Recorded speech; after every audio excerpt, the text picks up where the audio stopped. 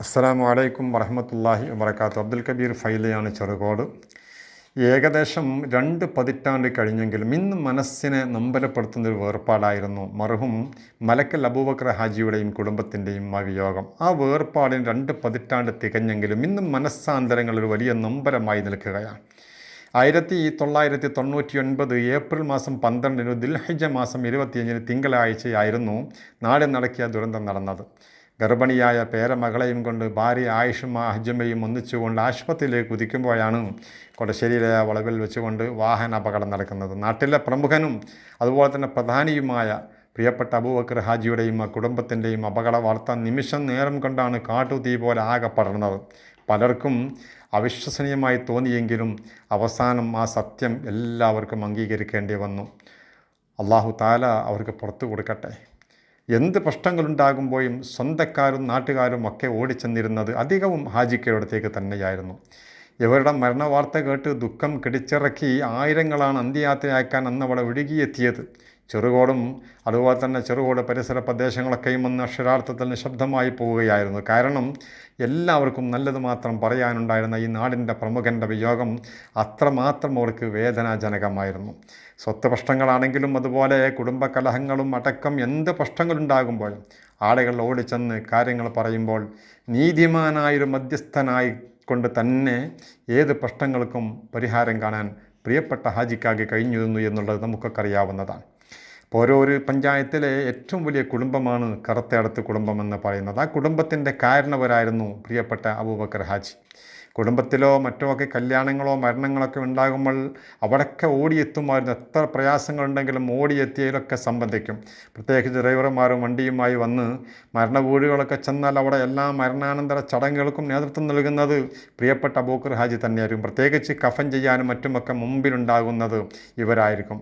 അതെവിടെയാണെങ്കിലും കുട്ടികളുമായി ചെന്ന് ആ ചടങ്ങുകളൊക്കെ പങ്കെടുക്കുക എന്നുള്ളത് അതിനൊരു പ്രത്യേകമായ താല്പര്യമായിരുന്നു പ്രിയപ്പെട്ട അബൂബക്കർ ഹാജിക്കുണ്ടായിരുന്നു. എന്ത് പ്രശ്നങ്ങൾ കൈകാര്യം ചെയ്യുമ്പോഴും രണ്ട് വിഭാഗത്തെയും കണ്ട് കാര്യങ്ങൾ ചോദിച്ച് മനസ്സിലാക്കി പഠിച്ച് മുഖം നോക്കാതെ വിധി പ്രഖ്യാപിച്ചിരുന്ന ആ ഒരു രീതിയായിരുന്നു, പ്രഖ്യാപിക്കുന്ന രീതിയായിരുന്നു ഈ പ്രിയപ്പെട്ട നമ്മുടെ ഹാജിക്കാക്കുണ്ടായിരുന്നത്. അതുകൊണ്ട് തന്നെ നാട്ടു പ്രമാണിമാരിൽ വ്യത്യസ്തനായിരുന്നു പ്രിയപ്പെട്ട അബൂബക്കർ ഹാജിക്ക.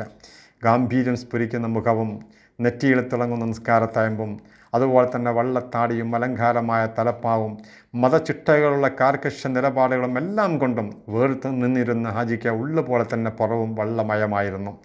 1999 ഒരു മാർച്ചിൽ ഉമ്മയും ബാപ്പയുമൊത്ത് ഈ വിനീതൻ ഹജ്ജിന് വേണ്ടി പോകാൻ വേണ്ടി ഒരുങ്ങുമ്പോൾ ഞങ്ങളെ യാത്രയാക്കാൻ വേണ്ടി പ്രിയപ്പെട്ട ഞങ്ങളുടെ മൂത്താപ്പ കൂടിയായ ഹാജിക്ക വീട്ടിൽ വന്നിരുന്നു. ഞങ്ങളുടെ അവസാനത്തെ കാഴ്ചയും കൂടിച്ചേരലുമായിരുന്നു അന്ന്. ഉടനെ വരാമെന്ന് ഡ്രൈവറോട് പറഞ്ഞ് ഡ്രൈവർ റോട്ടിൽ നിർത്തി വന്നതായിരുന്നു പ്രിയപ്പെട്ട മൂത്താപ്പ.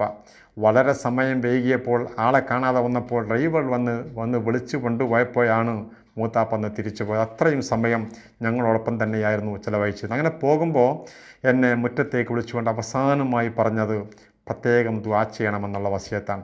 ആ പറയാർന്ന ശബ്ദത്തിൽ അത് പറഞ്ഞുകൊണ്ടാണ് പ്രിയപ്പെട്ട മൂത്താപ്പ അന്ന് പിരിഞ്ഞു പോയത്. അല്ലാഹു തആല അവർക്ക് പുറത്തു കൊടുക്കട്ടെ. ആ കുടുംബത്തിന് അല്ലാഹു തആല മഗ്ഫിറത്തും റഹ്മത്തും നൽകട്ടെ.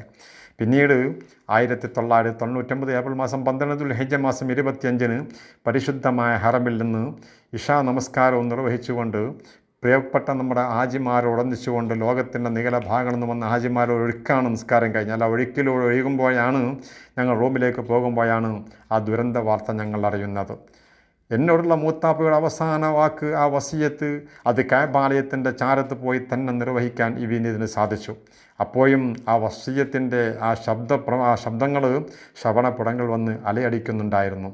2 പതിറ്റാണ്ട് കഴിഞ്ഞെങ്കിലും ദുൽഹിജ്ജ മാസമാകുമ്പോൾ ഇന്നും ഈ ദുരന്തം നടക്കുന്ന ഓർമ്മകളായി നമ്മുടെ മനസ്സിലേക്ക് ഓടി വരും. അതുപോലെ തന്നെ കൊടശ്ശേരി വളവിലൂടെ യാത്ര ചെയ്യുമ്പോൾ ഇന്നും എപ്പോഴും ആ മുഖം മനസ്സിൽ തെളിഞ്ഞു വരും. ഇതൊക്കെ നമ്മുടെ ജീവിതത്തിൽ നമ്മൾ അനുഭവിച്ചു കൊണ്ടിരിക്കുകയാണ്. സർവശക്തനായ അല്ലാഹു പുറത്തു കൊടുക്കട്ടെ. മക്കളായ കുഞ്ഞാപ്പയും അതുപോലെ തന്നെ ചെറിയോനും അലവിയും കുട്ടിമാനും അഷ്റഫും അതുപോലെ തന്നെ നമ്മുടെ എടപ്പുലം മോന മുസ്ലിയാർ ഇസ്ലാമിക് അക്കാഡമിയുടെ അൽഹിദായ ഇസ്ലാമിക് അക്കാഡമിയുടെ ജിദ്ദയിലെ സജീവ സംഘാടകൻ കൂടിയായ ഷഫീഖ് അടക്കമുള്ള 6 ആൺമക്കളും 5 പെൺമക്കളുമായിരുന്നു പ്രിയപ്പെട്ട അബൂബക്കർ ഹാജിക്കുണ്ടായിരുന്നത്. അള്ളാഹു ആ കുടുംബത്തിന് സന്തോഷം നൽകട്ടെ. കാലങ്ങൾ മാറി മാറി വരുമ്പോഴും ഇങ്ങനെയുള്ള വിയോഗങ്ങൾ നമ്മളെ വല്ലാതെ നൊമ്പരപ്പെടുത്തും. സർവശക്തനായ അള്ളാഹു അവർക്കും നമ്മളിന്ന് മരണപ്പെട്ടു പോയ എല്ലാവർക്കും മഗ്ഫിറത്തും റഹ്മത്തും നൽകട്ടെ. അവരെയും നമ്മയും അവൻ്റെ ജന്നാത്തുൻ നഈമിൽ അള്ളാഹു ഒരുമിച്ച് കൂട്ടട്ടെ. വാഹിറു ദഅ്വാനാ അൽഹംദുലില്ലാഹ്. അസ്സലാമു അലൈക്കും വറഹ്മത്തുള്ളാഹി തആല വബറകാതുഹു.